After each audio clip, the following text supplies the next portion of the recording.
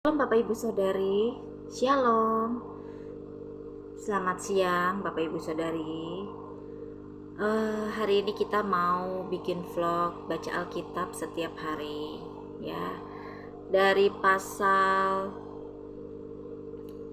Imamat pasal 4 sampai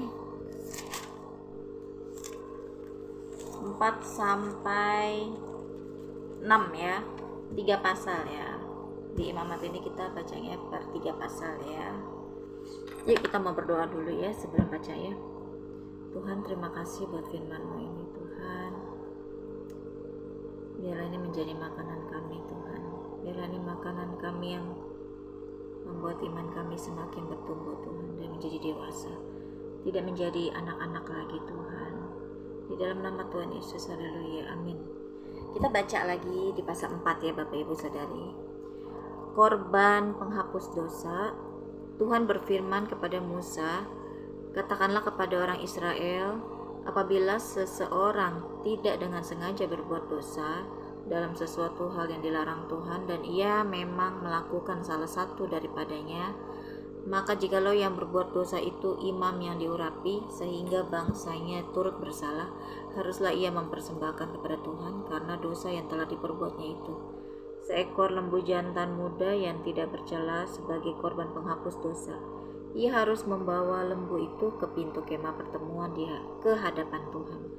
Lalu ia harus meletakkan tangannya ke atas kepala lembu itu dan menyembelih lembu itu di hadapan Tuhan. Imam yang diurapi itu harus mengambil sebagian dari darah lembu itu, lalu membawanya ke dalam kemah pertemuan. Imam harus mencelupkan jarinya ke dalam darah itu dan memercikkan sedikit dari darah itu 7 kali di hadapan Tuhan, di depan tabir penyekat tempat kudus. Kemudian imam itu harus membubuh sedikit dari darah itu pada tanduk-tanduk mezbah pembakaran ukupan dari wangi-wangian yang ada di hadapan Tuhan di dalam kemah pertemuan, dan semua darah selebihnya harus dicurahkannya kepada bagian bawah mezbah korban bakaran yang di depan pintu kemah pertemuan. Segala lemak lembu jantan korban penghapus dosa itu harus dikhususkannya dari lembu itu, yakni lemak yang menyelubungi isi perut dan segala lemak yang melekat pada isi perut itu, dan lagi kedua buah pinggang dan lemak yang melekat padanya yang ada pada pinggang, dan umbai hati yang harus dipisahkannya beserta buah pinggang itu, sama seperti yang dilakukannya dari lembu korban keselamatan. Imam harus membakar semuanya di atas mezbah korban bakaran. Adapun kulit lembu jantan itu dan segala dagingnya beserta kepala dan betisnya dan isi perutnya dan kotorannya, jadi lembu jantan itu seluruhnya harus dibawanya keluar perkemahan ke suatu tempat yang tahir, ke tempat pembuangan abu, dan lembu itu harus dibakarnya sampai habis di atas kayu api di tempat pembuangan abu.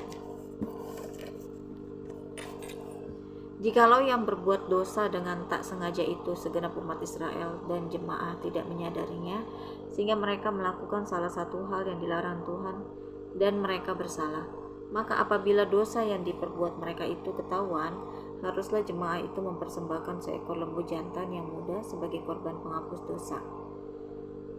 Lembu itu harus dibawa mereka ke depan kemah pertemuan. Lalu para tua-tua umat itu harus meletakkan tangan mereka di atas kepala lembu jantan itu di hadapan Tuhan, dan lembu itu harus disembelih di hadapan Tuhan.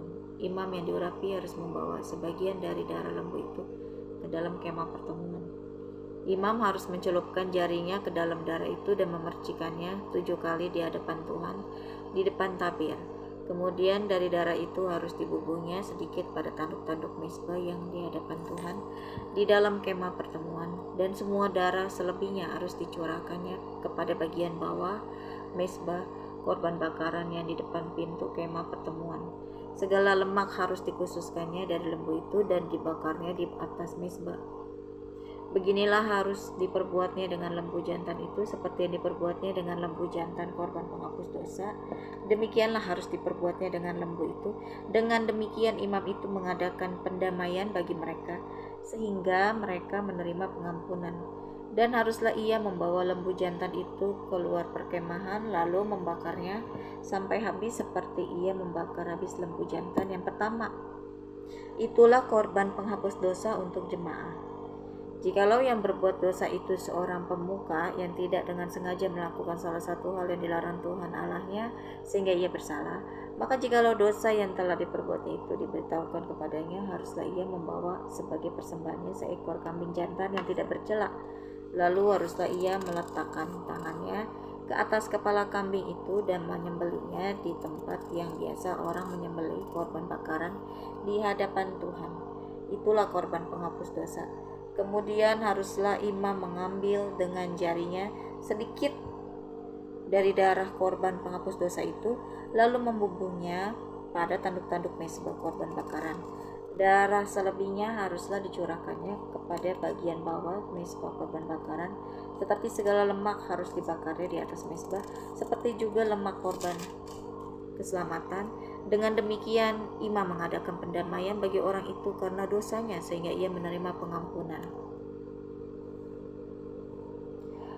Jikalau yang berbuat dosa dengan tak sengaja itu seorang dari rakyat jelata, dan ia melakukan salah satu hal yang dilarang Tuhan sehingga ia bersalah, maka jikalau dosa yang telah diperbuatnya itu diberitahukan kepadanya, haruslah ia membawa sebagai persembahannya karena dosa yang telah diperbuatnya itu seekor kambing betina yang tidak bercela. Lalu haruslah ia meletakkan tangannya ke atas kepala korban penghapus dosa dan menyembelih korban itu di tempat korban bakaran.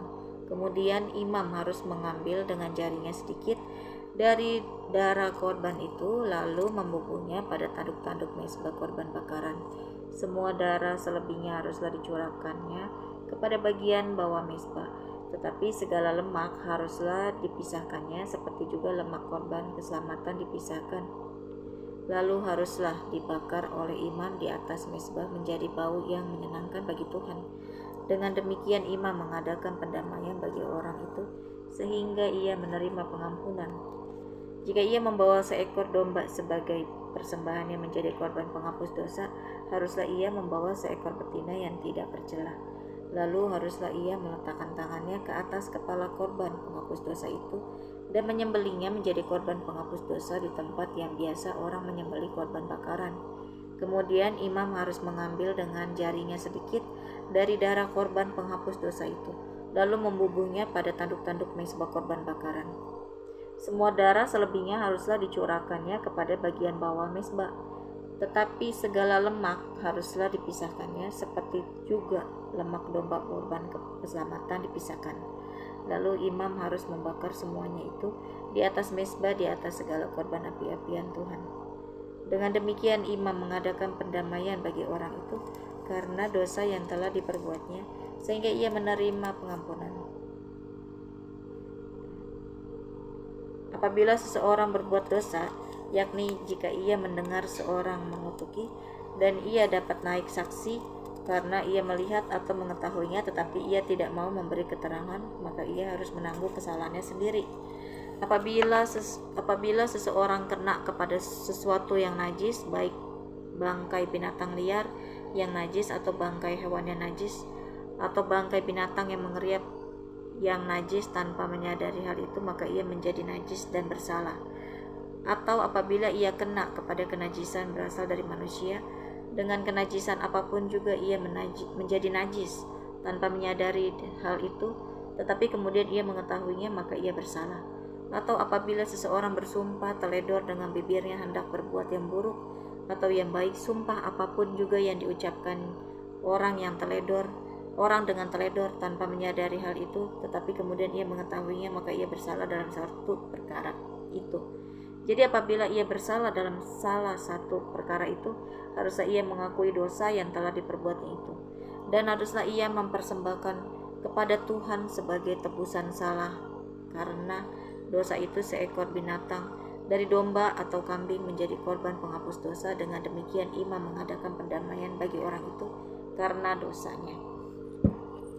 Tetapi jikalau ia tidak mampu untuk menyediakan kambing atau domba, maka sebagai tebusan salah karena dosa yang telah diperbuatnya itu, haruslah ia mempersembahkan kepada Tuhan 2 ekor burung tekukur atau 2 ekor anak burung merpati, yang seekor menjadi korban penghapus dosa dan yang seekor lagi menjadi korban bakaran. Haruslah ia membawanya kepada imam, dan imam itu haruslah lebih dahulu mempersembahkan burung untuk korban penghapus dosa itu, dan haruslah ia memulas kepalanya pada pangkal tengkuknya, tetapi tidak sampai terpisah.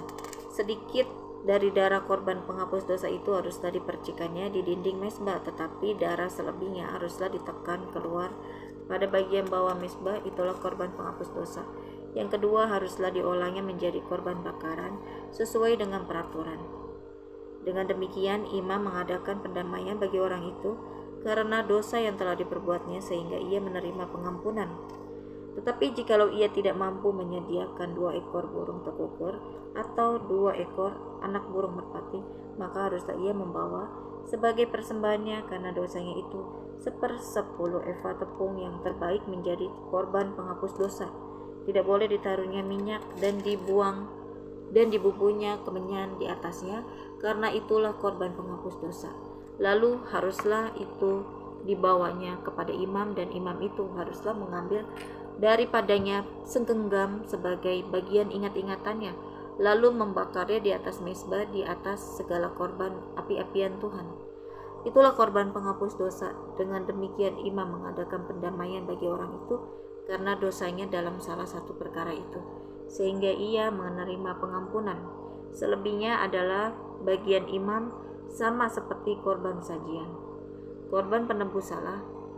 Tuhan berfirman kepada Musa, apabila seseorang berubah setia dan tidak sengaja berbuat dosa dalam sesuatu hal kudus yang dipersembahkan kepada Tuhan, maka haruslah ia mempersembahkan kepada Tuhan sebagai tebusan salahnya seekor domba jantan yang tidak bercela dari kambing domba. Dinilai menurut sikal perak, yakni menurut sikal kudus, menjadi korban penebus salah. Hal kekudusan yang menyebabkan orang itu berdosa haruslah dibakar gantinya dengan menambah 1/5, lalu menyerahkannya kepada imam. Imam harus mengadakan pendamaian bagi orang itu dengan domba jantan korban penebus salah itu, sehingga ia menerima pengampunan. Jikalau seseorang berbuat dosa dengan melakukan salah satu hal yang dilarang Tuhan tanpa mengetahuinya, maka ia bersalah dan harus menanggung kesalahannya sendiri. Haruslah ia membawa kepada imam seekor domba jantan yang tidak bercela dari kambing domba yang sudah dinilai sebagai korban penebus salah. Imam itu haruslah mengadakan pendamaian bagi orang itu karena perbuatan yang tidak disengajanya dan yang tidak diketahuinya itu, sehingga ia menerima pengampunan. Itulah korban penebus salah. Orang itu sungguh bersalah terhadap Tuhan.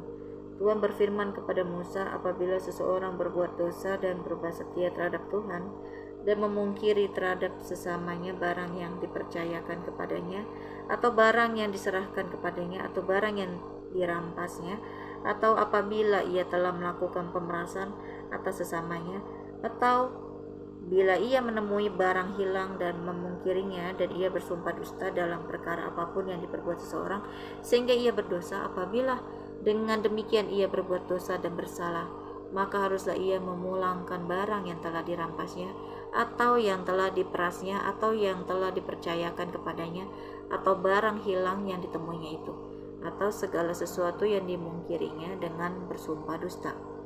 Haruslah ia membayar gantinya sepenuhnya dengan menambah 1/5. Haruslah ia menyerahkannya kepada pemiliknya pada hari ia mempersembahkan korban penebus salahnya. Sebagai korban penebus salahnya haruslah ia mempersembahkan kepada Tuhan seekor domba jantan yang tidak bercela dari kambing domba yang sudah dinilai menjadi korban penebus salah, dengan menyerahkannya kepada imam. Imam harus mengadakan pendamaian bagi orang itu di hadapan Tuhan, sehingga ia menerima pengampunan atas perkara apapun yang diperbuatnya sehingga ia bersalah. Korban bakaran. Tuhan berfirman kepada Musa, perintahkanlah kepada Harun dan anak-anaknya, inilah hukum tentang korban bakaran. Korban bakaran itu haruslah tinggal di atas perapian di atas mezbah semalam-malaman sampai pagi, dan api mezbah haruslah dipelihara menyala di atasnya. Imam haruslah mengenakan pakaian lenannya dan mengenakan celana lenan untuk menutup auratnya. Lalu ia harus mengangkat abu yang ada di atas mezbah sesudah korban bakaran habis dimakan api, dan haruslah ia membuangnya di samping mezbah. Kemudian haruslah ia menanggalkan pakaiannya dan mengenakan pakaian lain, lalu membawa abu itu keluar perkemahan ke suatu tempat yang tahir. Api yang di atas mezbah itu harus dijaga supaya terus menyala, jangan dibiarkan padam.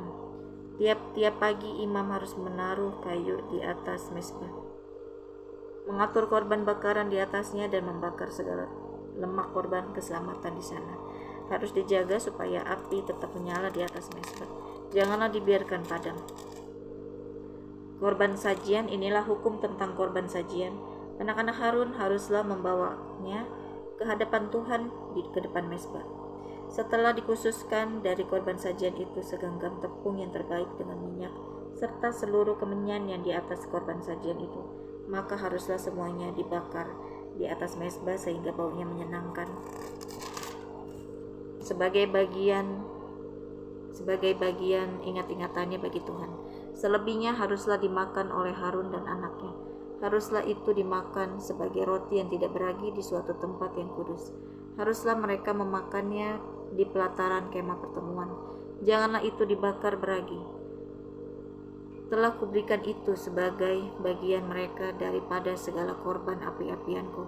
Itulah bagian maha kudus, sama seperti korban penghapus dosa dan korban penghapus salah. Setiap laki-laki di antara anak-anak Harun haruslah memakannya. Itulah suatu ketetapan untuk selamanya bagi kamu turun-temurun. Itulah bagianmu dari segala korban api-apian Tuhan. Setiap orang yang kena kepada korban-korban itu menjadi kudus. Tuhan berfirman kepada Musa, inilah persembahan Harun dan anaknya yang harus dipersembahkan oleh mereka kepada Tuhan pada hari ia diurapi. 1/10 eva tepung yang terbaik sebagai korban sajian yang tetap, setengahnya pada waktu pagi dan setengahnya pada waktu petang. Haruslah itu diolah di atas panggangan bersama-sama minyak. Setelah teraduk, haruslah engkau membawanya dan mempersembahkannya sebagai korban sajian, sesudah dibakar dan berpotong-potong sebagai bau yang menyenangkan bagi Tuhan. Dan imam dari antara anak-anaknya yang diurapi sebagai penggantinya haruslah mengolahnya. Itulah suatu ketetapan untuk selamanya. Seluruhnya haruslah dibakar bagi Tuhan. Tiap-tiap korban sajian dari seorang imam itu haruslah menjadi korban yang terbakar seluruhnya. Janganlah dimakan.